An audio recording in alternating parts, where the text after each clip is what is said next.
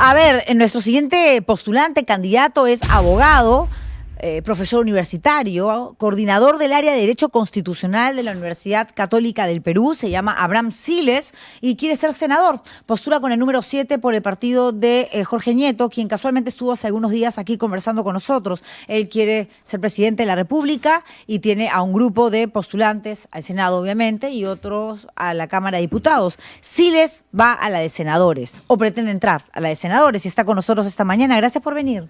Encantado, muchas gracias por la invitación. ¿Cómo así se convenció a una persona que tiene una vida o ha tenido siempre una vida básicamente vinculada a lo académico? Bueno, le voy a pedir que se acerque más al micrófono y usted mismo, mientras se mueve, lo lleva consigo. Perfecto. Bueno, pensé que había que comprometerse, que el aula, la biblioteca ya no eran suficientes, que se necesitaba un compromiso con el país y encontré en el Partido del Buen Gobierno y en nuestro candidato a la presidencia, Jorge Nieto, opciones adecuadas para nuestro país. Creo que es lo que necesita el país. ¿Hubo o tuvo algo que ver el hecho de que usted confió mucho en la Junta Nacional de Justicia cuando esta fue creada, en reemplazo, por supuesto, del Control Nacional de la Magistratura tras el escándalo de los cuellos blancos, y entendiendo que esto iba a permitir tener a mejores fiscales, a mejores jueces, y el tiempo lo que mostró es que finalmente terminó siendo una entidad capturada por el Congreso de la República para responder a los intereses de parlamentarios que tienen miedo que los investiguen y que eventualmente los metan presos? Bueno, en verdad, el funcionamiento del sistema de justicia en general requiere mejoras importantes. Y en el caso concreto de la Junta, yo intenté ser miembro de la Junta, fui nominado como suplente. Claro. Y después lo nombran, le dicen, Claro, venga, y usted sí. dice, no, ya no quiero. Sí, pues, pero... ¿Qué pasó ahí? ¿Qué pasó? Que, a ver, me viene a la mente ahora una frase que se le descubrió a un exministro del gobierno de la señora Boluarte, o sea, de esta coalición gobernante, sí, que se escuchó una conversación telefónica donde decía, para subir todo vale. Y yo pienso que no es así, ¿no? Que uno accede a los cargos públicos para servir a la nación. Y no de cualquier manera, ¿no? Y ya había pasado lo de Aldo Vázquez e Inés Tello. Justamente, que claramente ¿no? había sido un atropello. Una arbitrariedad del un maltrato. Congreso, ¿no? Exactamente, ¿no? De parte de, además, entonces, ¿cómo iba a entrar sí, de esa pues, manera, no? Sí, además usted siendo abogado, entendiendo mejor que nadie cómo debería de ejercer sus funciones organismos de estas naturaleza, porque hoy la Junta Nacional es cualquier cosa menos un organismo que respete lo que manda la Constitución política, ni siquiera hace caso a las resoluciones del Poder Judicial. Bueno, este conflicto entre instituciones del sistema de justicia tiene que resolverse, ¿no? Y el nuevo Congreso de la República tiene que hacerse cargo. Claro. Entonces, seguramente, desde la Cámara de Diputados llegarán acusaciones constitucionales a la Cámara de Senadores y allí se tendrá que decidir si, sobre la base de las acusaciones constitucionales, hay funcionarios que han cometido delito o que han infringido la Constitución. También se podrían revisar nombramientos irregulares. Todo esto se tiene que hacer porque una garantía de la estabilidad política es el buen funcionamiento de la justicia. Claro, pero así como para un diputado va a ser frustrante el no poder votar sobre lo que propone o cualquier otra iniciativa legislativa de un tercero que le resulte interesante, porque la palabra final la va a tener la Cámara de Senadores con 60 representantes, para un senador que tiene mucha voluntad para poner sobre la mesa algún tipo de idea y proyecto, también puede resultar frustrante que solamente puedan cambiar, modificar, decirle sí o decirle que no, pero no manifestar esa iniciativa, esa pulsión natural de que soñar con cambiar las cosas porque le corresponde a la otra Cámara. Entiendo. No está tan bien diseñado, pues, esto de la bicameralidad. Entiendo lo que usted dice, ¿no? Pero en verdad, sin duda, vamos a tener que coordinar. Pero además, nosotros en el Partido del Buen Gobierno estamos pidiendo un respaldo amplio, porque también una garantía de la gobernabilidad es que el Ejecutivo tenga una bancada que permita la elaboración de la ley. Pero la idea de bicameralidad es también la de controles internos. Entonces, la iniciativa legislativa esta vez recae solo en diputados, Con y ellos aprender a con- hablar, digo yo, ¿no? Porque además Congreso es igual que Parlamento, sinónimo. Y Parlamento viene de la palabra parlar. Parlar es hablar.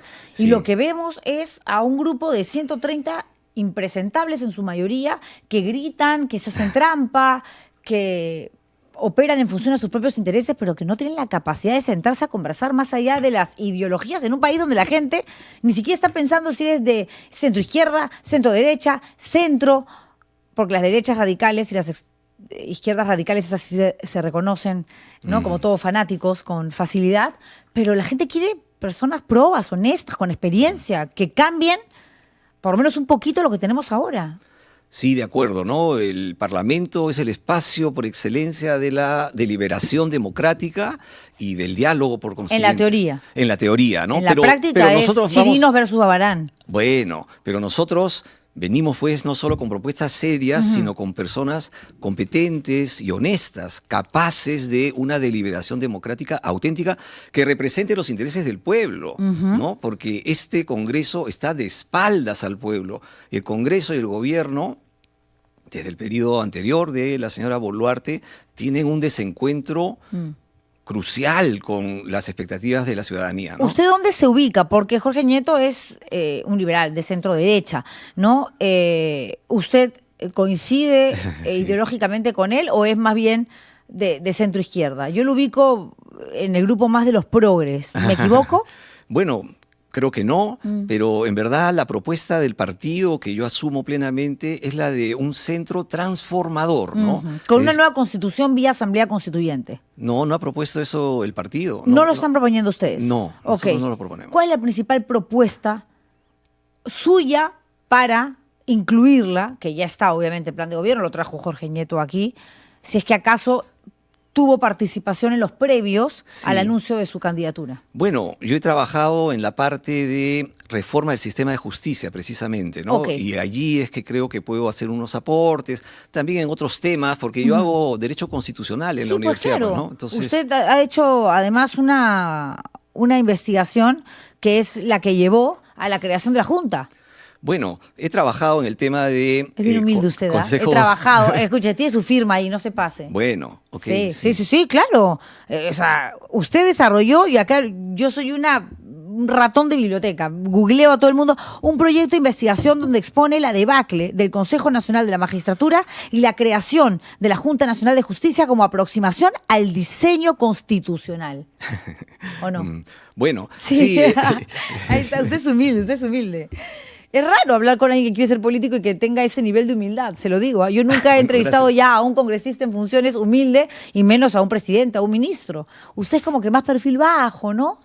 Bueno, en verdad, estos son esfuerzos colectivos, Sí, me cae bien. inclusive la reflexión académica y la producción de artículos académicos responden, ¿no?, a una comunidad que va generando un conocimiento que se acumula, ¿no? Entonces nada surge, digamos, por creación de una sola persona, ¿no? Sí. Hay varias candidaturas que de pronto resultan atractivas para el electorado, escuchan a candidatos al próximo Congreso bicameral, al cargo de presidente de la República, nada menos, pero lo que arrojan las encuestas es que estas siguen siendo lideradas por aquellos que casualmente son los más criticados. Hay una incoherencia muy fácil de decodificar en los resultados de estos sondeos, ¿no? Sigue Rafael López Aliaga primero, seguido por Keiko Fujimori, Acuña, Carlos Álvarez, que ni siquiera está hablando. Recién en el sexto lugar, alguien que por primera vez va a tentar suerte, como el caso de Alfonso López Chau, ¿no? Pero digamos, los otros siguen en el grupo de otros. ¿Usted cuándo cree que esto realmente cambie? Bueno, nosotros recién estamos comenzando la campaña, ¿no? Y el dato más saltante, como ya lo ha dicho Jorge Nieto, es que la gran mayoría todavía no decide, pero sí se advierte en esa gran mayoría que esos que están primeros no son los que van a ellos a respaldar en el momento del voto, ¿no? Bueno, hay un 60%, si sumas el grupo que dice que no tiene candidato aún, que no sabe, que no opina, que va a avisar su voto, que no va a ir a votar, que no quiere saber nada de las elecciones, 60%, más de la mitad. Ahí Así en es. realidad tendrán que ver los que están todavía desaparecidos de los primeros lugares, cómo nosotros digamos, van capitalizando a ese Sí, electorado, ¿no? sí. Decepcionado en todo su derecho. Por supuesto, por supuesto. Está clarísimo que estos congresistas actuales no pueden ser reelectos, ¿no? Ellos son los que han generado el desastre institucional que vivimos ahora, incluyendo la crisis actual con el presidente Gerí. Entonces, el electorado va a confiar en estas personas. Yo creo que el electorado ya tiene la madurez suficiente para advertir cuando llega una propuesta nueva, un grupo nuevo, otro partido, ¿no? Y además con gente que tiene trayectoria, capacidad y honestidad. En esa gente, en el Partido del Buen Gobierno, en el solcito amarillo de la esperanza de Aguamán Poma, en nosotros es en quien va a confiar el electorado. ¿Está segurísimo que Así Nieto es. pasa una segunda vuelta? Porque es difícil Sí. hablar de que se logre un ganador Vamos en a una ver. primera instancia. Todo puede pasar. Recién estamos comenzando. Yo creo que es posible y además lo que más conviene al país, tener un respaldo grande, ojalá en primera vuelta, para tener una buena representación parlamentaria y una presidencia legitimada. Esto también es muy importante, ¿no? Porque muchas veces se dice, no, estas son las autoridades que tienen legalidad. Pero necesitamos legitimidad, el consenso, el respaldo de la ciudadanía, de los votantes. Y usted que entiende tanto de asuntos constitucionales, Dígame. ¿está de acuerdo con que el Congreso siga siendo el ente encargado de elegir a los miembros del Tribunal Constitucional, de la Junta Nacional de Justicia, al Defensor del Pueblo, al Contralor General de la República?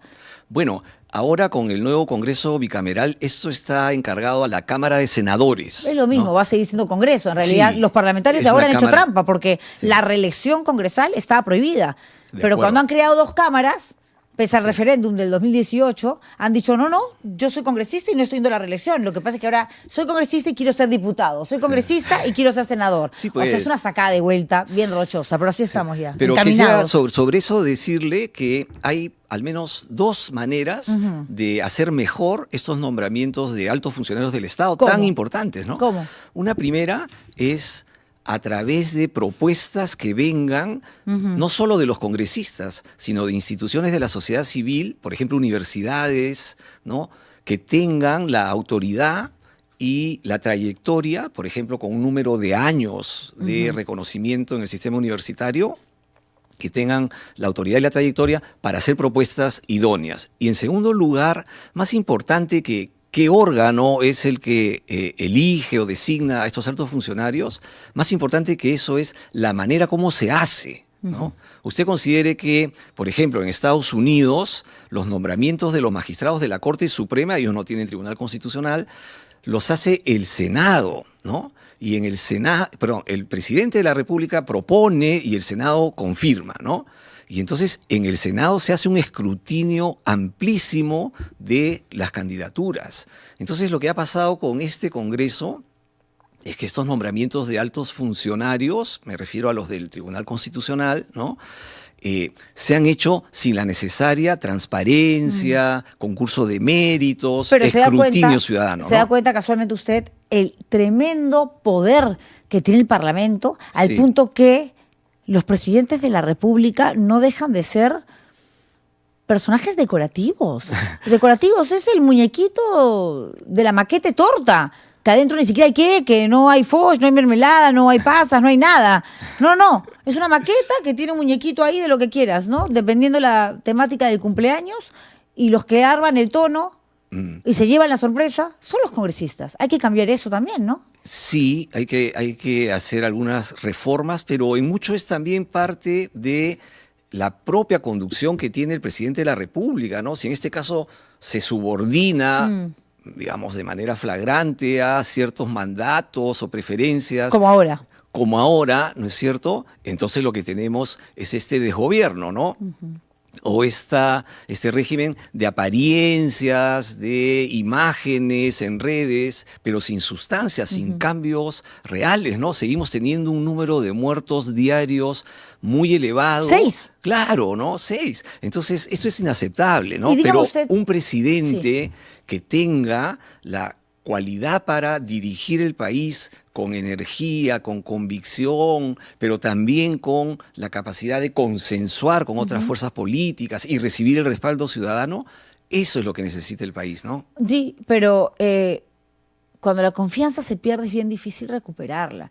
Sí. Y más allá de los partidos, de las bancadas, de las ideologías, de las camisetas, la gente en todo su derecho está harta de la clase política. Sí, pues. Entonces hay que convencer de que así como hay malhechores, delincuentes de saco y corbata, hay gente que realmente está dejando carreras exitosas, trabajos muy bien remunerados, porque sienten que les toca poner el hombro, el pecho, las piernas, los pulgares, todo lo que sea posible para salvar al Perú de esto que nos está dejando el Parlamento este año, ¿no? Que es una pseudodemocracia, porque una democracia como tal no lo es. Sí, una democracia dañada, vienen pronto nuevas manifestaciones, ya Ahorita, se ¿no? anuncia. Sí, 25 de enero, ¿no? sí. Janet, a ver si no me equivoco, el 25 de enero hay una movilización grande convocada por, casualmente, estos chicos tan valientes de la generación Z. Así es. Sí, 25. El 25, ¿no? La generación Z es la regeneración del país, Sí, ¿no? sí, por supuesto. Y nos están dando cátedra, cátedra, porque muchos no salen, y es lógico, no porque no haya indignación, hay miedo. Acá te matan. Pero usted decía, hay que recuperar la confianza en la clase política, ¿no? Pero nosotros primero nos diferenciamos de esta clase política que viene controlando el poder y el gobierno desde hace tantos años. Somos una organización política nueva, con liderazgo, con una propuesta de centro democrático y transformador, y con gente preparada, competente y proba. Eso es lo que necesita el país, ¿no? Hay que votar. Traje mi cartelito, ¿lo puedo enseñar? Sí, sí, muestre. Yo voy a sacar mis lentes porque ¿A ya va a dónde venir lo- a una dónde lo pregunta del enseño? público, ¿no? Sí, ahí está. Ahí está su cartelito. Hay que votar por el partido del buen gobierno, el sol de un nuevo amanecer en el país, el sol de la nueva democracia, y por Jorge Nieto, presidente, y Siles, senador. Sí, usted es bien humilde. Primero menciona además a Nieto antes que a usted. No, pero- No, viene con su cartelito, no es que se haya mandado a hacer todo un merch enorme.